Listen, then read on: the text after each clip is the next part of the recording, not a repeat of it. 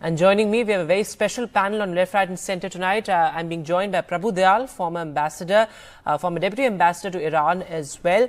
Also with me, Raymond Vickery, ex-US Assistant Secretary of Commerce and a Senior Associate, Center for Strategic and International Studies, the Vadvani Chair in Washington, D.C. Also with me, Setareh Sadeqi, who is a senior journalist from Iran and also a scholar at the American Studies University of Tehran. I'm also being joined by Tammy, Ben-Haim, who is the Consul General of Israel to South India. Thanks all very much for joining us on Left, Right and Centre tonight. Going across to you first, Mr. Prabhu Dayal, how do you look at this unprecedented escalation in the conflict, and how do you look at India's diplomatic strategy now going forward? It's a crucial year. There are elections across the world, elections in India, of course. We are in peak election season right now. How do you see India navigating this era of war? Well, Vedant, thanks for having me on your show. Let me mention at the outset that India has called for an immediate de-escalation and a return to the path of diplomacy. Now, India is friendly with both Israel and Iran, and it has all along been able to balance its relationship with both of them. Now, India's position that there should be an immediate de-escalation and a return to the path of diplomacy is in line with its national interests.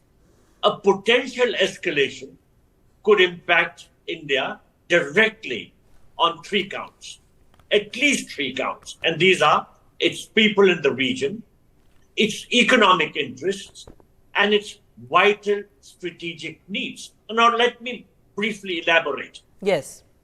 Firstly, there are about 18,000 Indians in Israel, as your reporter mentioned a while back, and also about 5 to 10,000 Indians in Iran. More significantly, there are about 90 lakh Indians, or about 9 million Indians, living and working in the Gulf and the West Asian region. So any conflict that expands will end up posing a risk to the Indian community that is based in this region. Yes. Now, secondly, India's economic interests are tied to energy security. Yes. The West Asian region contributes to about 80% of India's oil and gas supplies. And the potential conflict could impact this. Okay. So India has been able to minimize the impact of oil prices on account of the Russia-Ukraine war. Yes. By various means. But if there is a conflict in this Middle East region or the West Asian region, there will be an adverse impact on energy prices, and Absolutely. This will hit us. And we've seen that in the past as well, Ambassador, that crude prices have been impacted. And thanks very much for summing that up, because that's how high the stakes are. But let me get Ms. Tammy Ben-Haim on this, because Iran has now said that the attack is over. Do you expect an escalation in the conflict going forward now? Listen, we'll just tell your viewers, Iran in the night between the 13th and the 14th of April had over 370 UAVs, ballistic and cruise missiles, and rockets shot at Israel from its own land, from its own country. It's the first time in tens of years, or the first time ever, that Iran is doing it from its own soil. But the Iranian regime and the Revolutionary Guards have been saying for those same, decades that their intent is to destroy the state of Israel. And they've been doing it for all these years, for 45 years, through their proxies in the region that we're at war with at the moment, whether it's Hezbollah from the north or Hamas in Gaza, the Houthis in Yemen. And I guess we saw that they figured it's not happening. They're trying to ruin the state of Israel. They're trying to cause instability in the Middle East. They're trying to bring all the powers into war. And this is the first time, as I said, in 45 years that they've done it from their own territory, taking full responsibility for this awful act that they have committed. Is it the end? Is it not? We're dealing with people who are intent on destroying, on intent of devastating us. We can all hope and pray, but we don't know if that is the end. I don't know if we can put ourselves in the place of this regime and know if it's the end or not. Okay, let me get in Setareh Sadeqi on that. Ms. Sadeqi, do you think that now perhaps a regional war is inevitable, and this may have triggered a wider regional war in West Asia? Because war is not good for anyone. No matter which side you're on, the kind of devastation that the Israel-Hamas war has unleashed, it's absolutely unimaginable. The number of people who've been killed, on the ground in Gaza, and of course, other than that, how it's sort of crippled the global economy as well. But in Iran, what is the sort of understanding of this unprecedented attack? Let me first make it clear that the Iranian officials have never said that they want to destroy the state of Israel. What they have actually said is that the apartheid regime in Israel will come to an end. And this is exactly because, or for the same reason, that the apartheid regime in South Africa came to an end. Nobody destroyed it, but the people inside South Africa brought an end to the apartheid regime in that country. And that for the same reason, for all the aggression that the Israeli apartheid regime has been exerting against not only Palestinians, but also Syrians, Lebanese, Iraqis, Iranians, and using up U.S.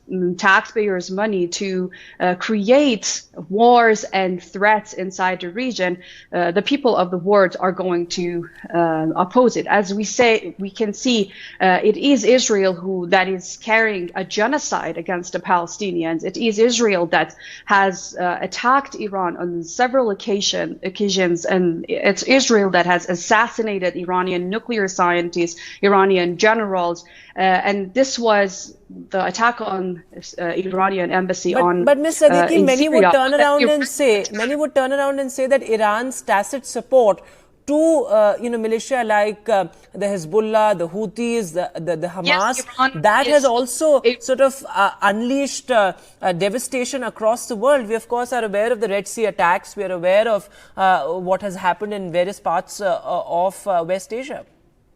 Whatever Iran has done has so far and always in the history of Iran been in retaliation and response to what it has received. Iran has never attacked any country, any nation, and it has never started any war. And this is basically very clear for anyone who knows history and can read online or history books, that Iran has never attacked any country. And Iran has actually practiced a lot of composure and waited for very long. And Iran even offered Israel to exert or start a ceasefire in Gaza in exchange for no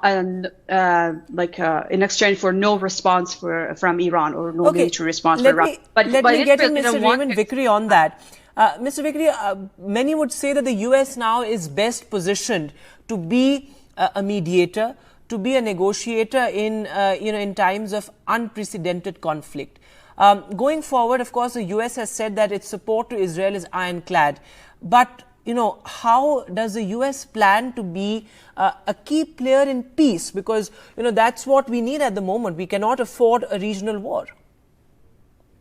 Well, thanks for having me. And I think it's up to two great democracies, India and the U.S., to step in and to wage peace as much as others want to wage war. Prime Minister Modi has said this is not an age of war. Yes. Said that to President Putin, and that applies across the board. I do not think that escalation is inevitable. If indeed the United States, India, and other democracies can work together. There's plenty of blame to go around on both sides, but the idea that Iran has been peaceful and has not been using proxies across the Middle East to increase war and intentions is just wrong. So what has to happen now is to look at the situation and see what India and the U.S. And other like-minded democracies can do to de-escalate. I do think that the response from Iran has not been such as to provoke a wider war. In fact, the United Nations delegation from Iran has said they don't want the U.S. to be involved, that this is taken care of, and it's up to Israel as to whether they'll make another move. Yes. I think we have to get back and focus on the basics and try to bring peace to the region, including in regard to Gaza. And India is perfectly situated, as has been said before, because it has ties to all. You made an important point there that we need to work for peace, not for war. But many would turn around and say that the U.S. Is putting its own interests before larger interests of peace in the region and indeed the entire world, whether it was vetoing resolutions on a ceasefire in Gaza, or putting out this sort of explicit support for Israel as well. In such a scenario, in what many would call a diplomatic tightrope, how do you see countries like the US, backing peace before national interests? Well, I think the U.S. Has to re-examine its relationship in terms of providing arms in regard to the Gaza situation. I think that that's going on now. And I'm not going to say the United States is doing everything correctly. Yes. But it's up to democracies to try to work through these problems. The United States has to do differently in some ways to bring about a two-state solution. Can't just talk about it. But India can be a key part of that. India has ties with Iran, with Israel, with Russia that the United States doesn't necessarily have. So I think you can work together on it. Okay, Ambassador Dayal, would you like to come in on that? How can India perhaps be, does India also need to re-examine its diplomatic policy vis-a-vis the conflict? And how can India perhaps be a more strong proponent of world peace? Well, let me mention that, first of all, India has invested a lot in building strategic relationships with major Arab countries, with Israel, and also with Iran. And this is because India sees the region of West Asia as its extended neighborhood. Let me remind you that India has been working with countries in the Middle East to set up the India-Middle East-Europe economic corridor. And this could have great strategic and economic benefits, not just for India, but for the entire region. Now, the conflict would undo all the good work that has been done. And in fact, it would put everything way back from to where we have been able to bring things. So we have a vital stake in establishing peace and preventing de-escalation. However, the danger of escalation does lurk in the background. We cannot deny it. The Iranians perhaps don't want an escalation, and that is why they have been at pains to say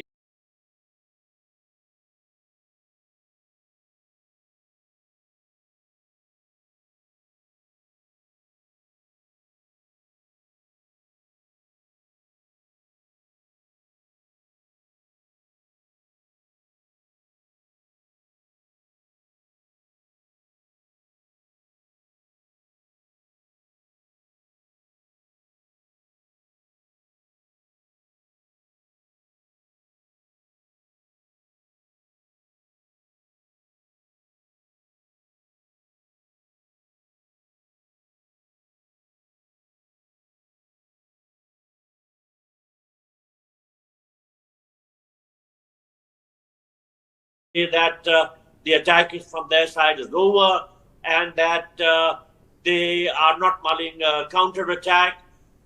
Their attack on Israel was somewhat calibrated. But significantly, as you pointed out, the Israelis are mulling over a counterattack. And it's important, not just for countries like India and the United States, but everybody to work together to make sure that there is no escalation and that, in fact, there is de-escalation and as you say, as you point out, Ambassador Dayal, now perhaps the ball is in Israel's court, and let me get Tammy Ben-Haim on that. Israel's response was very interesting and important. It said that, you know, they're not against the people of Iran, they're against the Republic of the Islamic State. What is going to be the Netanyahu government strategy now going forward?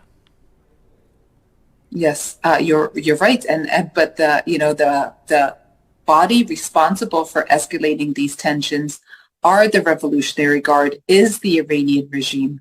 They're the ones who for years, and we feel it since the massacre of October 7th directly in Israel, but they are the ones who are supplying with weapons, supplying with money, training, and radicalizing these militant terrorist groups in the region. They're just now doing it directly as well. And their goal is one, and if somebody didn't believe them until today, people should start believing them, the same as maybe people didn't understand that Hamas wanted to destroy us. Again, an Iranian proxy. Now the Iranian regime is doing it directly. Look, our security cabinet is holding talks, of course, and our prime minister and Netanyahu and everybody is, of course, on top and dealing with this situation since it had begun. Israel, with its amazing aerial defense system, which was built in collaboration with the United States, our strongest and biggest ally, and with other allies from the EU and other countries, this system, this aerial system that we have of protection has proven itself tonight. In any other circumstances, just let me one word, and then any other circumstances, 370 UAVs and rockets shot at Israel, or at any country, by the way, would have caused much more severe damage. I don't even want to think about it. But thank God for our aerial system, and thank, the Israeli military and our allies that they were able to intercede over 90% of these rockets shot. And this is why we're not hearing today of more damage and of more human lives lost. Okay. Setareh Sadeqi, you heard that. Your response to that, because as Tammy Ben-Haim points out, the onus is on Iran, and perhaps, it's because of Iran's, decades of policies that we have come to this stage where differences are almost irreconcilable now. I'm sorry to say, but this is a very ignorant framing of what has been happening in the region. The apartheid regime in Israel has been occupying Palestine for 75 years. The regime has been called apartheid by the UN and by nations across the world. And if we are turning a blind eye to the genocide that is happening in Gaza by the Israeli military and the thousands and thousands of innocent Palestinians that have been killed, and talk about Hamas, and we know how Israel and mainstream media fabricated all the numbers of the so-called casualties, and gradually over time we realize how Israel has been trying to frame the genocide for its own interests and faking numbers without understanding the historical background, without understanding how Israel has taken pride in assassinating Iranian nuclear scientists. Israel has supported and proudly declared that it has trained back during the Bush administration, the Mossad and